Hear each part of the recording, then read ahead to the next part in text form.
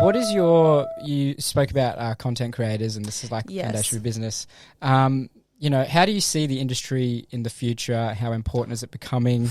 And also, what do you think is the actual opportunity for content creators out there? Okay, so I like to break this down into two sides. So there's the actual influencer side of it, but then there's the small business side of it, which just because it's my own personal experience, I am much more well-versed in. Yep. But if we're talking about for small businesses, content creation is the be-all, end-all. I mean, traditional marketing is so... there's still a place for it, but it costs so much money, and people just don't trust it like they used to.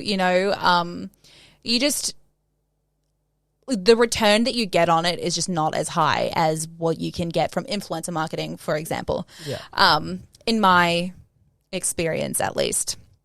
So I think that the place for content creation and social media is just only going to get bigger and bigger and bigger and bigger until something else replaces it, Yeah, it's sort of that unlimited opportunity factor to it. Yeah. Even in real estate, a big tradition is door knocks, flyers, traditional marketing signboards. And then particularly with, Plum Property and everything like that. Yep. Latching onto the videos and social media use. Yes. You can go out and spend money on traditional advertising, which 100% there is still a place for it. Yep. Sort of actually trying to use the perfect combination of it all. How much traditional media do I use?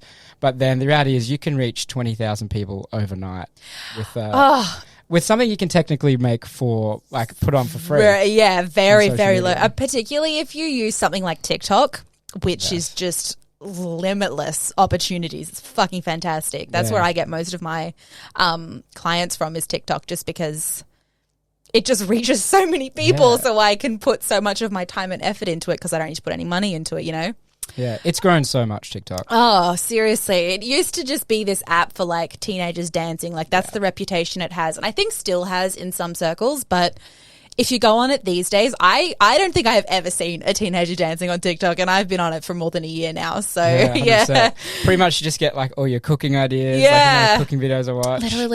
Literally. I see so many small businesses, again, obviously, because that's, the sector that I'm in. Yeah. But even I see a lot of real estate agents actually on TikTok. They're the ones in New York who are showing their $60 million homes, and you're like, wow, I wish I could buy that. 100% sitting in apartment or a house, splitting rent with 4 others. Yes. And you're like, yeah, I do want to know what a $65 million apartment looks like. Literally in USD as well. So it's I know. Yes. That's awesome. No, 100%. There's a lot of opportunity totally. as well. And I think it's only going to grow. Yep. But you're exactly right. You don't know what's around the corner. The next big apps, we've had a couple of big ones would be obviously Facebook's so dominant, but then you've got TikTok, Snapchat, Instagram. Yeah, definitely. And they're all working on things behind the scene. Whilst truly. everyone's just adapting to it, because these apps have been up for ages before they people have. actually latched onto it. Yeah. And so they're working behind the scenes right now. TikTok used to be Musical.ly. I don't know if you remember that. It was a music dub app where I heard. Yeah. And so there were so many people when they joined TikTok that were like, how has my email already been used? But it's because there was the same creators. They just transferred all the Musical.ly base over to TikTok. Oh, okay. Yeah, so weird, right? But even I just think people need to be so aware of the way that the social media platforms change. Instagram, for example, has recently changed its algorithm to prioritize short form video over even still images, which is so funny because still images are Instagram. But they're trying so hard to compete with TikTok that they're like, okay, I've got to keep up somehow. We got to go with these videos, So I think that's the thing about social media. As you say, you don't know what's around the corner. You've just got to be aware that it's fluid. It's changing all the time, and it's easy to use as long as you stay on top of those things. Yeah, exactly. You stay on top of it, but like everyone sort of just goes with the crowd with it as well. Like you only notice when it's a trend. Like you're exactly right about competing with TikTok and the short form videos. Like even then I didn't even really think of that, to be honest. I was just like, the reels are popular, everyone's jumping on them. But then you're watching now, like if they're watching constant, like myself or like my girlfriend or anything like that, sitting in bed and you're just like scrolling through your phone, you don't know if it's Instagram or it's TikTok. Yeah, like, that's how much they're competing at the moment. It's so true. It's so true. They are so similar. And I think it's really interesting because TikTok is pretty much like Instagram and have just now introduced the 10-minute video, which is, to me, means that they're actually trying to compete with YouTube, as opposed to they've just like forgotten about Instagram. They're like, wait, they're not a competitor for us. YouTube is where it's at, which I think is also really interesting because, I don't know. It's just an interesting angle for them to take. 100%. I'd love to see what actually goes on behind the scenes. Because it's social media use and just also how it's going to work like in 20, 30 years time. Because right now it's all free as well. Yep, that's and true. Just knowing how much stuff grows in that space as well. So we'll see how it all works for sure. That's interesting. I wonder if they would ever make you pay to be on the platforms. I don't know. It's depending on how much use it gets. Like if it's essential, like right now, I feel as though there's still a lot of businesses and people out there that don't use social media. I mean, there's a lot that do. But in terms of there are businesses that don't. And I feel as though once it's pretty much everyone is on it, otherwise no one knows about your brand. Then it could be pretty interesting with how it gets. Because it's already grown so much in a quick, even for the last, since I came down to here in Brisbane, like Instagram only felt like it was just growing, which would have been 2016. 2016, It was definitely established, but even from then to now, it's like it just grew so much. Yeah, well, the rise of like the influencer kind of culture with people actually monetizing the content that they're putting on there, for sure. It's a completely different platform, a different place. Yeah. 100%. Crazy. Understand. Do you, in terms of, you said you were touching in on social media, stuff like that for the business, how do you go about that? Do you do have you done like research certain platforms that you understand, like you touched on the algorithm and stuff before? Yeah. So my expertise and my experience is definitely in TikTok and Instagram. Those two are where I have the most knowledge. But even like, Facebook is not particularly difficult to figure out, particularly for businesses. Once you get into this, organic growth on Facebook is difficult, but once you get into actual like paid advertising and you can start to tap into like retargeting your ads, it's good. It helps. It helps. I mean, it makes it the most expensive one to kind of utilize, in my opinion, at least, but it's still it's got worthwhile. Results to back it up. Yeah, exactly. And I also know LinkedIn is actually a really popular.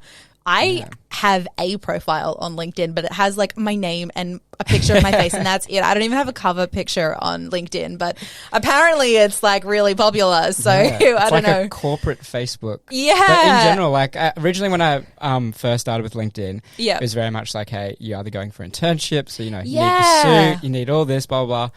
But now it's changed to like everyone's on it in terms of like even if you own a fishing store or everyone's just sort of on it and you can promote your business, your profile, which is actually awesome as well. So that's definitely a growing. Yeah, no, for sure. Either one of the company that I think I'm just about to take over the social media for, they have their biggest presence is on LinkedIn, and I'm like, fuck, all right, better get a bit well versed in that. But because they work in soil regeneration, so they're in agriculture, and just I don't know, they just the business just does really well on LinkedIn. Yeah, apparently. Which is awesome. Yeah. No, that's 100%. In terms of, you touched on like influencers and videos and everything like that. What sort of influencers have you had in here so far? And any big names or anything like that? I mean, it depends on what platforms you're on. True. Let's go with say TikTok. Okay, TikTok. I recently had in here who actually was using the space. Her handle is the Jordana Grace. You might know her. She did those videos that were like things they should tell you before coming to Australia. She's British. Yeah. She was in here recently. Nick and I interviewed on our podcast Christian Hull here as well. Saw that. There you go. Who else? What are the big? Those are probably the two biggest, I would say. Yeah, I would say they're the two biggest influencers. Yeah. Yeah. Which is awesome to get them through. Yeah. As well. Yeah. In terms of, say, who are some of the other people that use your space? You said we were touching on before, there's people come from the Gold Coast, Sunshine Coast. Yeah, yep. And we're sort of welcome. Do they dabble in TikTok, Instagram? And are they all influencers or are they businesses as well? It's such a mix. And I would say that like 90% of my clients have a podcast. So this is what they use, is the podcast studio. And it is an absolute mix. Like there are people who are just starting a podcast. They have absolutely no following. They're just like, let's just have a fun time. There are people here who come in who have a massive podcast following and they're just like, I just needed to interview a guest here in Brisbane and so we're going to use the space. Yeah, awesome. Or there are small businesses, which is actually probably the most common one, I would say. Yeah. Small businesses who have either an established podcast or not. Typically, if it's them coming in, the reason they want the space is because of the quiet. So they'll have their equipment probably, but they live on a really noisy road or they have distractions constantly at their home or work. So this is a good place. There's like nothing going on. So no distractions at all. A really good place for them, 100%. Yeah. Well, it's a fantastic studio, like the podcast studio. It's been so helpful for us, like MacArthur Marketing, everything like that. So I'm glad. Yeah, it's always so, I never know how to react, but I'm always so glad to hear that it's been useful to people because I'm like, wow, it really was worth my time and money, you know? Yeah. In terms of, I'd like to pick your brain on what advice you would give to people who are interested in whether it's becoming an influencer or just dabbling in social media. Yeah. For those who, are looking at it from a perspective of, let's say you're a 16-year-old. Yeah. You're at school and you're thinking about getting into digital marketing, social media marketing, anything like that. So you need to learn a lot more. Yeah. What's your advice for, content creators on how to start? Everything like that. My advice, so it would firstly be, a lot of my advice would pin directly on what is your niche. What are you actually giving out into the world? Are you cooking things? Are you a beauty influencer? Are you just here for the aesthetics? Like, do you read books and give reviews? Because I think, depending on what it is that you're doing, I think depends on like where you should put your time and efforts in terms of what platform. Yeah. But I think that the easiest platform to grow on is TikTok these days. So I think that if you can like master the art of the short form video, you're like set, because you can send any audience you get on TikTok anywhere else, whether that's Instagram or YouTube or a blog or whatever you want. Like, it's, if you can get people to follow you on there, you can get people to follow you on anywhere. Yeah, it's got the reach and everything. Exactly. Yeah. So that would be my biggest thing is, you don't even need all of the fancy equipment. Like, if I suppose that's the one thing, because you've got a really good setup here in terms of like, would your message be, you don't need the best equipment, you can just sort of start, but then obviously with things like podcasting, it can be a bit different. Yeah, I mean, podcasting, my recommendation is get the best that you can kind of afford. Yeah. But with TikTok, I mean, again, it depends on what you're doing, because if it's just videos of you, like, you really don't need to go anywhere or have any fancy equipment. Like, as long as you have a good phone. Well, you have a phone. All phones have good cameras these days. Yeah. You have a phone, and I would say good lighting, because the better the lighting is, the better the quality of your picture is going to be. Like, if you have low light, it's going to be grainy, and people just they're less likely to watch. It's not impossible, but it's less likely to happen. It's less captivating. Yeah, exactly. So, good lighting, get a tripod, and be critical, I would say, of what you're putting in your video. And that's not of like the way you look or anything like that. That's all superfluous to the point. What you need to be critical of is, are you telling the story that you need to tell in as short a time as possible? Because the quicker you can tell the story, the more likely people are to watch the whole way through. Yeah, so, I suppose with a lot of content creators and everything like that, like sometimes you'll watch a video and a lot of the audience sometimes, particularly if you're just scrolling through in bed or like you're just woken up or you're on break at work, sometimes we don't exactly see how much sort of effort has gone behind it. Oh, yeah. In terms of like a message sticks with you from it, or like this is what I've really wanted to get across with this video. Yeah. Which is also pretty cool because like you touched on with whether you're cooking, writing books, anything like that, there's actually a really good opportunity for you to get your passion out there. Yeah, well, and exactly. TikTok is something doing really well with that. For sure.